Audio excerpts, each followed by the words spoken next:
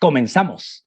Este es el penúltimo programa de octubre y lo hacemos todavía desde Barcelona. Ojo al dato que les daremos al final de esta emisión. Estoy en una librería entrañable de la cual nunca habíamos transmitido. Y esta librería es inapelable, es un lugar especializado en poesía. Su nombre, Animal Sospechoso. Y aquí les comparto el logotipo.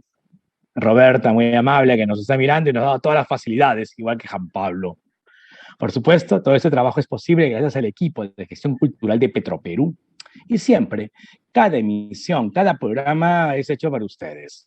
Así que bienvenidos a sus comentarios y apuntes. Quedo atento a las redes, querida audiencia. Ahora nos vamos al año 2003. Recuerdo que fue un año convulso en lo social y económico en el Perú. El presidente de entonces declaró el estado de emergencia nacional, pues estaban movilizando casi 2 millones de personas. Recuerdo esas protestas en aquel penúltimo año de universidad que cursaba en San Marcos. Por su parte, tocaba la Bienal de Poesía en el Premio Copé. 5 jurados, igual número de instituciones. Jorge Conejo Polar por la Academia Peruana de la Lengua, Abelardo Kendo por el Instituto Nacional de Cultura y Lebrando Pérez por la Universidad Nacional Mayor de San Marcos, Ricardo González Vigil por la Pontificia Universidad Católica del Perú. Además, el recordado Pedro Cateriano, jurado por Petro Perú. Y el ganador es el libro Manantiales del Desierto, que fue presentado bajo el seudónimo de Ayapaec. Cuando se abrieron los sobres, la alegría se fue para un autor nacido en el norte del Perú. Ganaba el poeta y artista plástico Ladislao Plasenki. Hemos preparado un video para ustedes que soltaremos en esta ocasión hacia el final de la entrevista, porque antes yo quiero saludar a Ladislao, que está en mi Lima de nostalgias. Un abrazo, Ladislao. Gracias a ti, Juan Manuel. Un fuerte abrazo. Gran abrazo. Lo primero y la pregunta de rigor. Ganas el premio Copé de Poesía en 2003. ¿Cómo eran tus días en aquellos años, querido Ladislao? Bueno, mis días en aquellos años, antes, después y hoy son los mismos. Me dedico a pintar casi todo el día. Bueno, inicialmente recuerdo que pintaba hasta 16 horas diarias, en la década del 80, al 90, y ya bajé a 12 horas. Actualmente, bueno, debido a la pandemia, bajé a 3 horas diarias y bueno, pero ahora estoy recuperando, ya estoy casi en 5 horas diarias pintando. El resto, muy temprano y por la noche lo dedico a la literatura.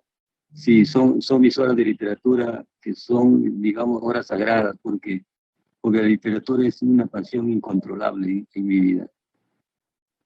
Maravilla. Para mí, debo confesarte que mi acercamiento a tu obra, claro, fue primero pictórica. Yo recuerdo haber visto el mural dedicado a Vallejo en la Universidad Nacional de Trujillo. Y entonces para mí fue interesante saber que era aquel poeta que había leído yo hace ya más de 3 lustros. Una primera pregunta, dejando de lado un instante la poesía y recogiendo la reflexión que hacía sobre la pintura como eje esencial de tu trabajo artístico. ¿Podrías compartir para la audiencia qué es un mural, en primer lugar? Luego, ¿cuál es el rol que tiene el mural en el entorno y entre su comunidad? Y luego, ¿a qué compromete a las autoridades y a la sociedad para su conservación y cuidado?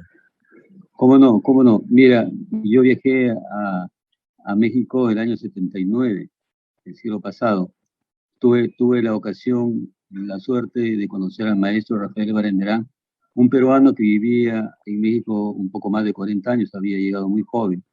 Y con gran suerte, pues me comuniqué con él y él me aceptó en su taller y yo comprobé pues que mis conocimientos de pintura eran incipientes, ¿no? Él era un señor ya de 65 años y yo era un mozo de 32 años. De manera que ahí aprendí muchas cosas de la pintura que hoy las pongo en práctica, y también con él pinté algunos pequeños murales y visité a los muralistas mexicanos. Cuando regresé al Perú, lo primero que hice fue pensar en un mural grande, ¿no? Terminó con motivación a Vallejo, porque ya se acercaban pues los 50 años, ¿no? de la muerte de Vallejo, y se iba a hacer una gran celebración en todo el Perú, especialmente en Trujillo, ¿no? Que era su lugar de más arraigo, ¿no? Antes de irse a Europa. y bueno, pues hice la concepción, hice el dibujo, lo presenté a Concitec y Concitec, bueno, me aprobó. La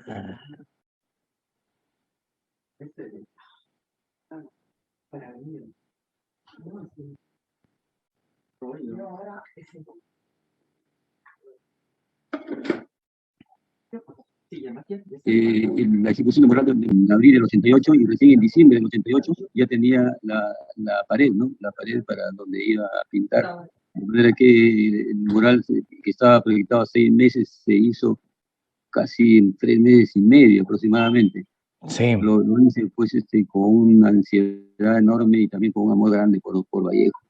Bueno, ha pasado tanto tiempo, el mural se ha deteriorado y realmente las autoridades no hacen nada. Ya me cansé de presentar proyectos para su restauración y no se hace nada. Y para responder a la pregunta, la función, ahí en México aprendí que la función del mural es didáctica, porque estamos hablando del mural clásico, ¿no? El mural figurativo. En el mural tiene que proyectar a la comunidad un mensaje. Por eso es que en el mural siempre se ven temas narrativos. Y por otra parte, pues aprendí también ahí la técnica que se basa en 3 puntos, ¿no? Que es oscuridad plena, medio tono y luz plena, de tal manera que se pueda mirar desde muy lejos. Eso es lo que puedo decir del mural.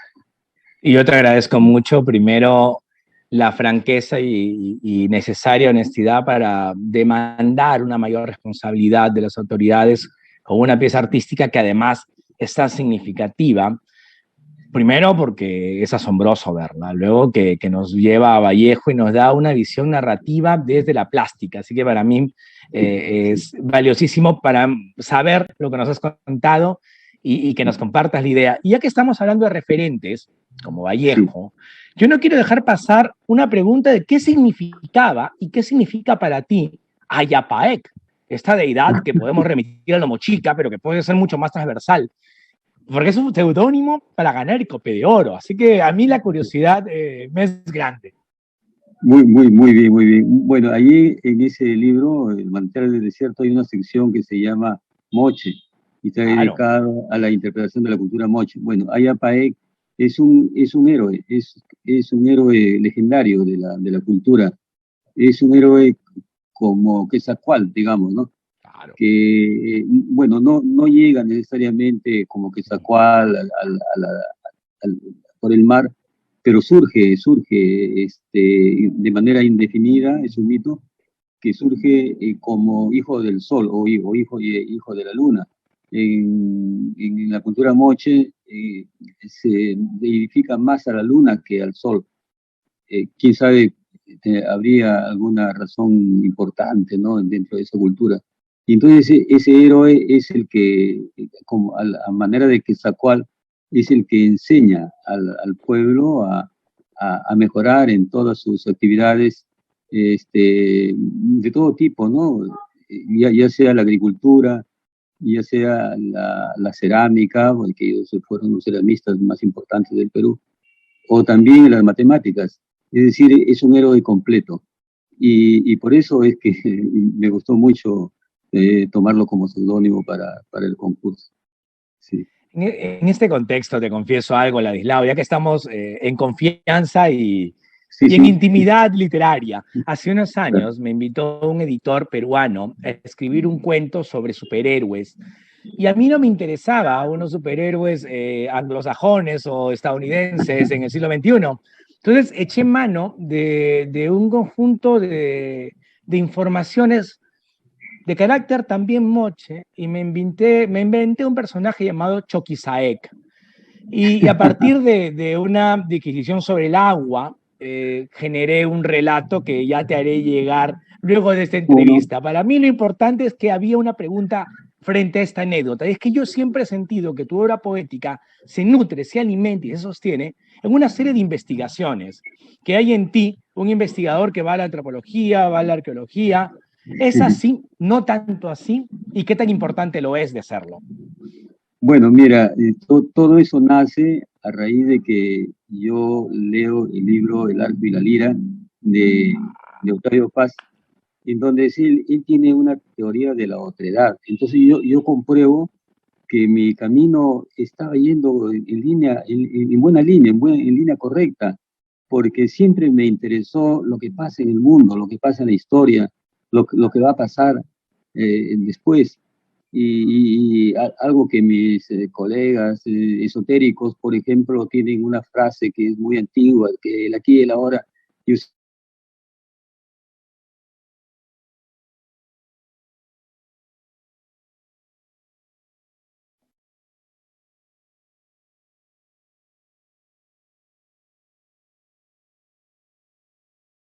todo lo que yo, muchas esotéricas, exotéricas, son solamente herramientas que me permiten llegar al punto clave que yo deseo.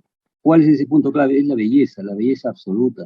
Y para eso mis motivaciones siempre han sido el universo, el cosmos. Y dentro de ese cosmos está la historia, nuestra historia.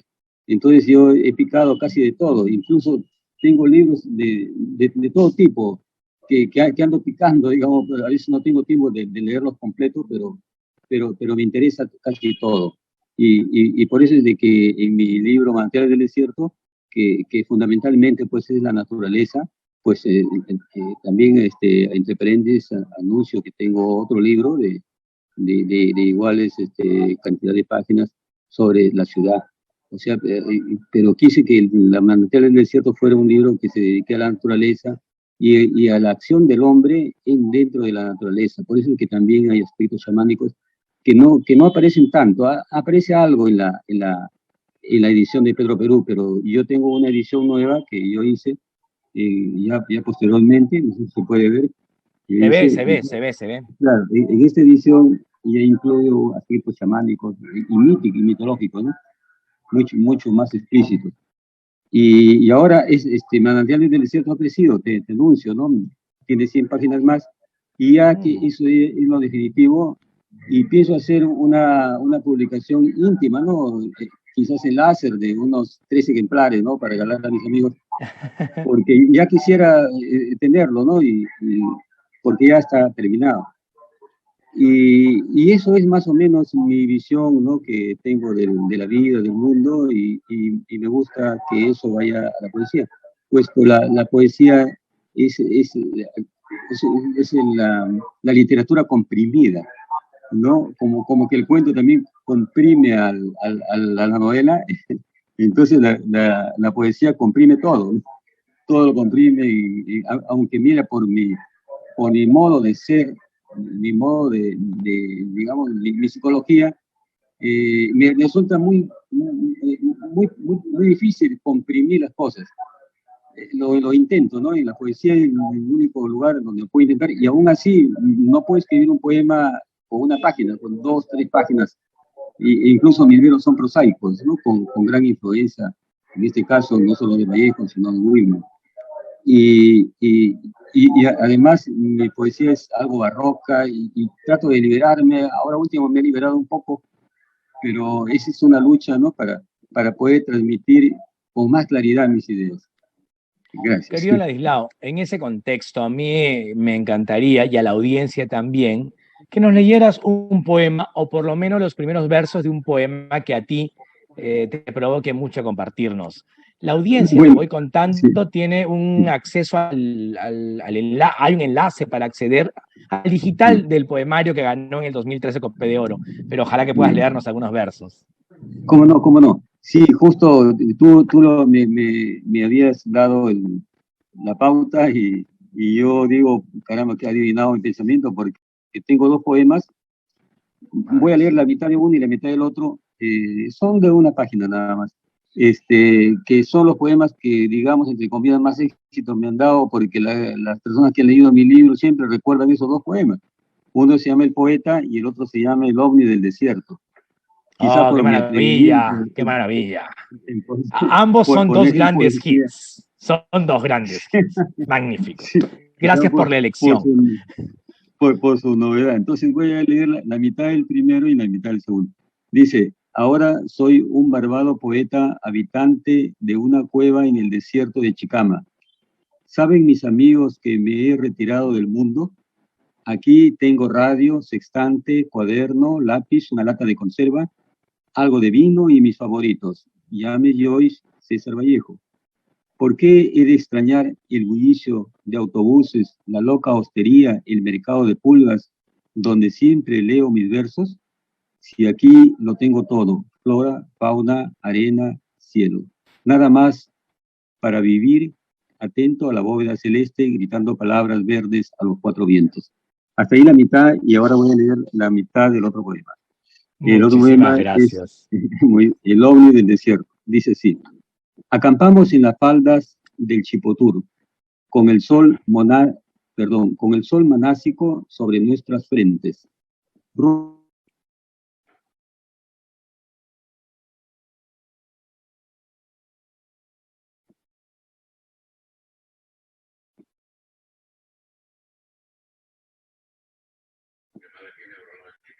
¿Cómo es que aquellos luceros, de pronto uno de ellos desciende incontenible, emite luces de colores suspendido en el aire? Todos están alborozados, el ovni ya está en tierras, corremos, gritamos. Son los visitantes. Está entre ellos Eduardo Paz, ha pedido calma a los muchachos, se acerca lentamente. Un perfil plateado desciende de la nave. Luego tres más saludan con la mano en alto. Nuestro guía les habla sin temor y les pide que se identifique. Su voz es música ignota. Y luego dice, pues, yo soy Artaris, yo soy Ferrociel, bueno, solo extraterrestres. Bueno, te darás cuenta, otro detalle que me había olvidado de mencionar, mi poesía es eminentemente narrativa, porque en el fondo yo me considero más un narrador que un poeta. Es así. Yo no quiero dejar pasar ese pase de gol que me brindas, porque esto me lleva a preguntarme algo que a mí me ronda de tu obra narrativa, y eso tiene que ver con Barrios Altos. Tú le has dedicado 2 libros a Barrios Altos de 2 planos muy distintos. ¿Qué Sí. hay en esa zona del Cercado de Lima que haya motivado una novela y una novela? Te agradecería esa mención, dado que hemos hablado del carácter narrativo de tu poesía. Muy bien, muy bien. Mira, yo menciono justamente en el poema El poeta, menciono a 2 autores, a Vallejo y a Joyce. Bueno, Joyce ha sido para mí como es la cumbre, es mi referente, es lo que revolucionó mi modo de pensar de la novela. De modo que cuando vi que, como todo discípulo, como todo seguidor quiere imitar al maestro, vi que él tiene un mundo dentro de una ciudad, la ciudad de Dublín. Entonces yo pensé, ¿por qué no hago yo lo mismo con la ciudad de Lima? Y en la ciudad de Lima, el lugar que más me gusta, que siempre recorro por asombro, por ver la belleza antigua, es en Barrios Altos. Y ahí ubico siempre casonas que no existen, pero a mí me gusta, por ejemplo, la Plaza Italia. Y yo mismo me río de mí porque cuando visito la Plaza Italia para reconocerla nuevamente, y yo digo, aquí está esta casona que yo he ubicado en mi libro, pero no existe. Acá está la otra casona. Y ahora último, por ejemplo, he escrito un cuento sobre la pandemia y hay un personaje que habita una de esas casonas que yo he construido en mi mente para que el personaje habite. Entonces, es un amor así por Lima. Fíjate, yo soy trujillano, pero te cuento que yo voy a Trujillo ya, bueno, siempre, ¿no? 2, 3 veces, hasta 4 veces al año antes de la pandemia, y no pasan 4 días y extraño Lima, o sea, bien limitado, realmente, ¿no? Y de Lima lo que más me gusta es Barrios Altos, y además acoto de que yo vivo en el centro de Lima hace 20 años, vivo en la Avenida Emancipación a 2 cuadras de la Avenida Tacna, y me siento feliz, vivo frente a un mercado en un edificio, y hay amigos que me dicen, pero ¿cómo puede vivir con tanta bulla? Porque hay momentos en que los ambulantes hacen mucha bulla. Y le digo, mira, con esta bulla que tú escuchas de bocinas, he escrito Las Flores de Babelia, que es un libro de 600 páginas. ¿Qué te parece? Querido Ladislao, qué ganas me da de volver a Lima. Yo, si todo camina bien, el próximo viernes estaría haciendo este mismo programa, ya no en esta hermosa librería Animal Sospechoso de Barcelona, sino otra igual de querible en esa ciudad que te Claro. alberga y en esa ciudad donde nací. Antes de irnos y dejar tu tu mediodía tranquilo. Yo quiero recordar que hay otros tópicos en tu poesía que ya se van notando en los versos que nos has leído recién. El mar, la soledad. Hay una preocupación por el ser humano y lo ancestral. Podríamos reflexionar con alguna concisión y el cariño que nos tienes sobre estos temas. El ser humano me parece un eje clave en tu poesía. Sí, sí, mira, el ser humano procede de mi carrera, que la dejé trunca, desgraciadamente, ¿no? Por diversos motivos, que fue la antropología.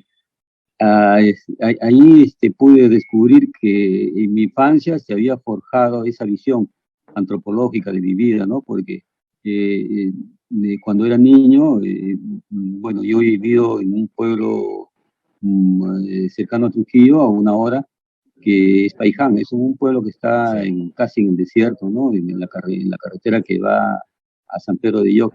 Y ese pueblo era considerado, cuando yo era niño y vivía ahí, era considerado como el pueblo de los...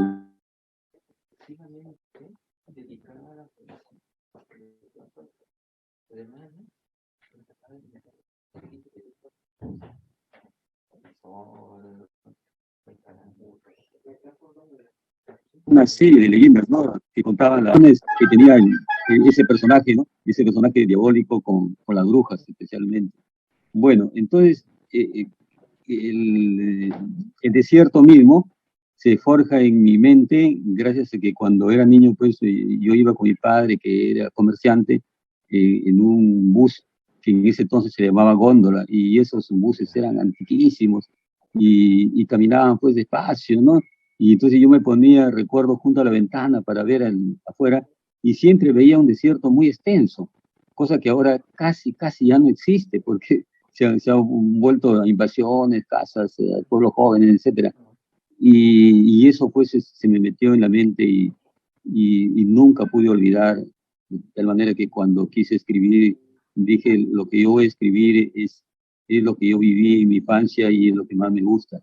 Y eso relacionado con la naturaleza y relacionado con la antropología y relacionado precisamente con el hombre, que es lo que aprendí además. Dicho sea de paso, para finalizar esta idea, que yo tuve la suerte de estudiar en los últimos años del colegio con un joven, muy joven, menor que yo en 2 años, y yo terminé a los 18 años y mi amigo termina a los 16 años. Él es un joven, su nombre es Germán Rosas, actualmente vive en Bogotá, muchos años, y él era un intelectual extraordinario, porque cuando él salió del colegio, cuando salimos del colegio, él era nuestro maestro. Él era un lector insaciable, qué increíble. Él fue el que me llevó el libro Ulises, que yo no sabía, no conocía, ¿no?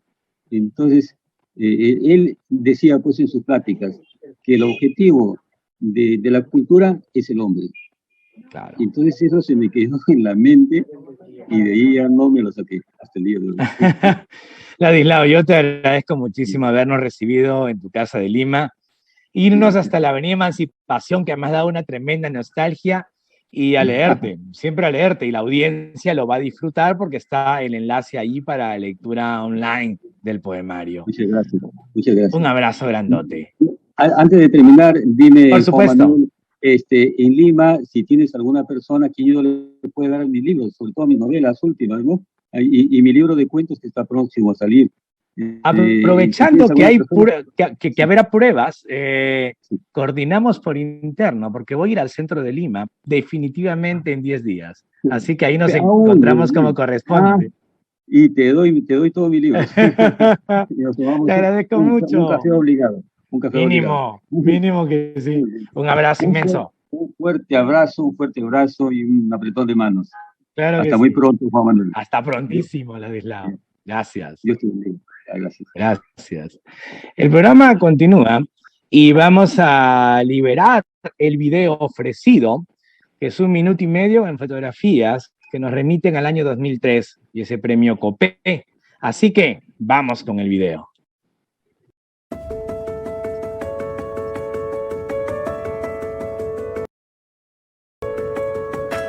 Ladislao Plasenqui nació en Trujillo en 1946.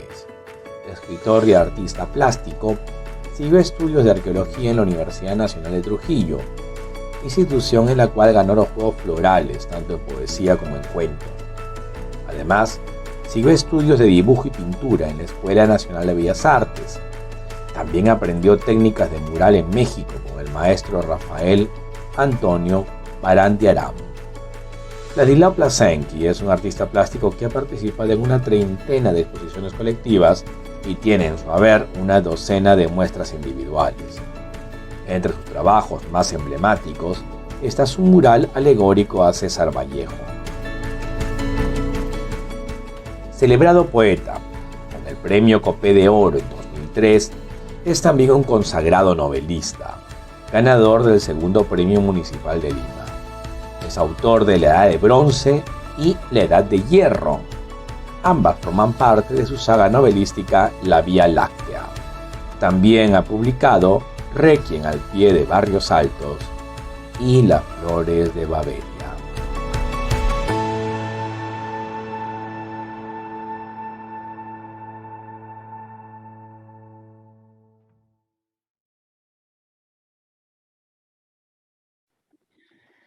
Y continuamos con el programa. Tenemos como entrevistado a alguien muy especial, y es que hoy, ya les dije, estamos en Animal Sospechoso. Se presenta el poemario Materia Sublevada de Víctor Rodríguez, y quien presenta el libro es el poeta Nilton Santiago, gran amigo peruano, que ganó el premio Copé de Poesía el año 2003. Y entonces, qué mejor que invadir Animal Sospechoso, aprovechar la gentileza de Roberto y Juan Pablo y estar con él aquí. Les leo los generales de ley de Nilton y entramos a conversar con él. Nilton nació en Lima, Perú, reside en Barcelona hace varios años. Es autor del libro Los Espejos, 2003. La oscuridad de los gatos será nuestra oscuridad. El equipaje del ángel, Visor 2014. Las musas se han ido de copas, Visor 2015. Finalmente, de Historia Universal del Etcétera, que es un librazo. Si no lo han leído, Valparaíso, ediciones 2019. Ha obtenido, entre otros premios, el Tiflos de Poesía, Casa de América de Poesía Americana y el Premio Internacional de Poesía Vicente Huidobro. Por supuesto, ya lo he dicho, es un Copé de Plata de Poesía en la Bienal 2003. Nilton, bienvenido. ¿Qué tal, queridos amigos? Un abrazo fuerte y, bueno, gracias a la organización y a ti por haberme invitado para compartir esta tarde con todos ustedes. Qué alegría, además, la verdad, la coincidencia y aprovechar que estés aquí. Primero, en verdad, gracias por hacerte un tiempito y mientras se arma la presentación, darnos unos minutos. No, a ti. Nilton, 2003. Y cuando yo releía el poemario, el libro de los espejos, a mí me salta con hermosa ternura la dedicatoria. Está tu mamá, Sí, farolito. sí. ¿Cómo eran esos años, Nilton? Habría que hacer arqueología mental para recordarlo porque estamos hablando de casi 20 años. Sí. Y la verdad que eran años que uno terminaba la universidad y tenía 20 y pocos. Y la verdad que son justo los meses anteriores a que yo venga a España. De hecho, yo no vi el libro publicado hasta que volví al Perú. Y la verdad que feliz luego cuando vi la edición y eso. Pero claro, son años muy lejanos, también muy divertidos, porque eran los años universitarios donde uno salía mucho con los amigos y los colegas y, bueno, era un poco esa vida donde uno solo se preocupa en pasarla bien, básicamente, y aprobar uno que otro curso para sacarse la carrera, ¿no? Con eso ya bastaba. Ya estaba. Hombre, una de las cosas que uno encuentra en tu poesía en general y en este libro también, anunciado, es esta vocación por el viaje, por abordar la frontera, la migración. ¿Cómo te toca a ti? ¿Y por qué se vuelve un eje de tu quehacer poético? Bueno, a ver, yo en principio vine aquí, como decía antes, el 2004, fue un sin querer queriendo, digamos, porque vine, bueno, a ver, solo se dice que uno se va de los lugares que quiere por amor, ¿no? Entonces yo vine por una chica. Y la verdad que ese cambio, bueno, la verdad que fue bastante grande. Sí. Más aún en mi caso, que llegué a Mallorca, un lugar, a una familia que hablaba mallorquín. Entonces, imagínate, fue un doble desplazamiento, no solo físico, sino también en la lengua. Claro. ¿Te permitió el aprovechar una lengua? ¿La manejas? Un poco, Poco. poco. Bueno, lo entiendo bastante bien. Claro, por supuesto que no he escrito ni dónde vivo en catalán ni en mallorquín, pero lo entiendo bastante bien. Y de hecho aquí, en según qué lugares, es la lengua vehicular, como lo sabes. Claro. Ahora, hablando del uso de las palabras, a mí siempre me ha asombrado y admiro esa vocación que tienes en algunos poemas de los títulos tan extensos. Es fascinante ese deleite que tienes para ir acumulando palabras y que tengan una resonancia. ¿Es un gusto personal o van saliendo como van saliendo? No, van saliendo. La Ya. verdad que si escribo, que cada vez es más esporádico, Sí. voy tomando apuntes y va saliendo el poema. Y muchas veces el título era una suerte de apunte de del desarrollo del poema. Y de pronto, claro, dije, oye, pues esto es lo que más o menos se va a desarrollar, pues que se quede así. Y ya así me ahorraba el trabajo de pensar títulos y creo que en algunos casos hay aciertos y en otros no, pero eso es un poco parte del juego de la escritura. A mí me parece que además es una marca del escritor y para mí ya me es reconocible y disfrutable. Otra cuestión que para mí es clave, volviendo, remontándonos al libro de los espejos y de ahí hacia adelante, es esa potencia de las imágenes con las cuales tú nos brindas en una serie de versos que por sí mismos, como conjunto, ya son trascendentes, pero las imágenes de verso a verso, cómo funciona esa búsqueda, ese hallazgo, y luego cómo decides cuál es la imagen que se queda, porque cuánto queda fuera también. Sí, bueno, a veces el ejercicio de la escritura mismo viene de una conciencia de la que uno no está muy al tanto y a veces las palabras vienen cargadas de imágenes y no sabes muy bien cómo gestionarlas, ¿no? En algunos momentos hasta te abruman. Creo que la imagen, aquella que a mí me dice, es aquella que emociona. Creo que el gran rol del poema es que emocione. Y muchas veces es complejo, sí, pero digamos que muchas veces me valgo de la imagen para intentar decir, aunque te repito que es muy difícil en realidad. Una consulta, siendo tonta no es inútil, y es la siguiente.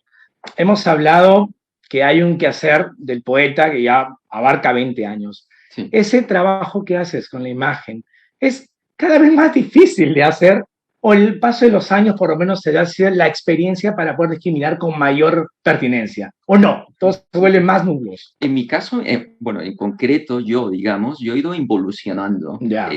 Cuando era más joven, bueno, estos poemas los escribí cuando tenía 18, 20 años, me preocupaba mucho, sí, en que todo esté bien escrito, en la corrección del poema y tal, y luego he ido dejando de lado eso, porque creo que a veces interrumpía, eran especies de barreras, pequeñas barreras que uno se oponía y que quizás te distraían del propósito del poema. Entonces creo que más bien todo lo contrario. En mi caso he ido relajándome, he ido soltando, digamos que las palabras se ejerzan por sí mismo y por derecho propio. El poema se construyen a sí misma como poema. Hay una palabra que has utilizado que no quiero dejar pasar, la palabra propósito.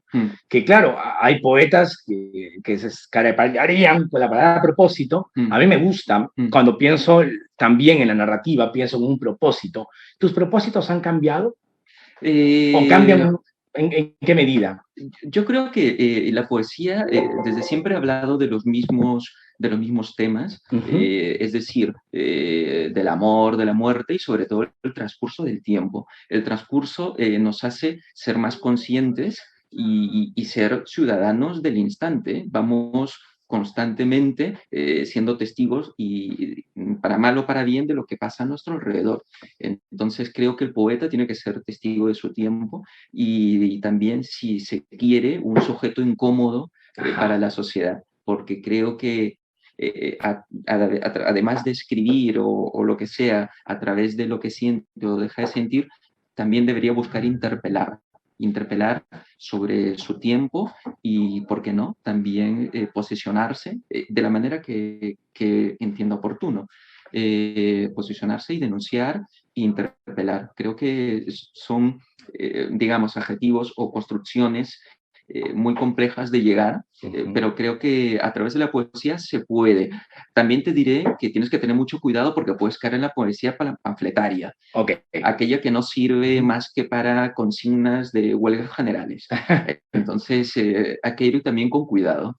En este cometido de ser un sujeto incómodo, me toca a mí ser eso, y pedirte que cojas un libro y nos regales la lectura de un poema. De hecho, voy a hacer un acto subversivo porque voy a leer un poema del libro de los espejos, que es mi primer, como decía, es el primer libro que escribí.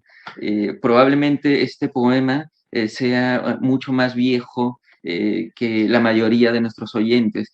Y lo leeré simple y llanamente porque también existió y también fue escrito en algún momento. Antes que comience, solo para decir a la audiencia que hay algo muy bonito, es que estamos en una librería y hay personas del otro lado y ustedes no la ven, hay 3.200 personas o 3.300 y es una maravilla porque claro, estar leyendo con público, ustedes no lo ven, pero les puedo contar la ovación que escucharemos. Gracias, Nilton. No, a ti. Bueno, no lleva títulos los poemas del libro de los espejos, más bien son numeraciones en romano.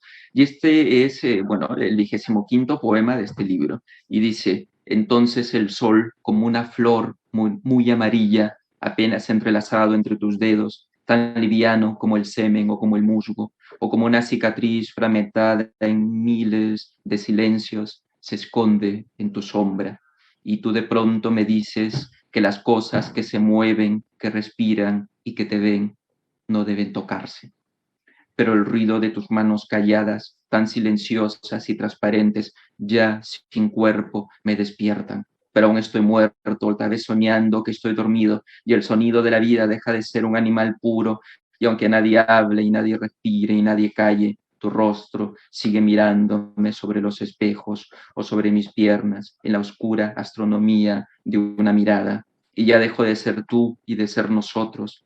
Y mis dientes y mis brazos y mi sonrisa parecen ser tan transparentes como ese gran pozo donde cada noche el sol, como un animal cansado, juega a despertarte. Y nuestros nombres, y especialmente tu nombre de piel caliente, se abre entre los filosos labios de esa estrella dentro de tu bolso, que aún no acaba de nacer o de morir, y que a veces utilizas para arreglarte la mirada.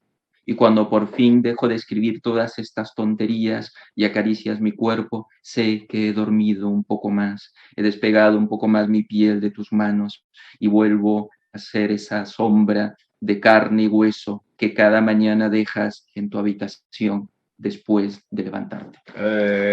Bueno, pensemos que este poema lleva escrito más de 25 años, así que no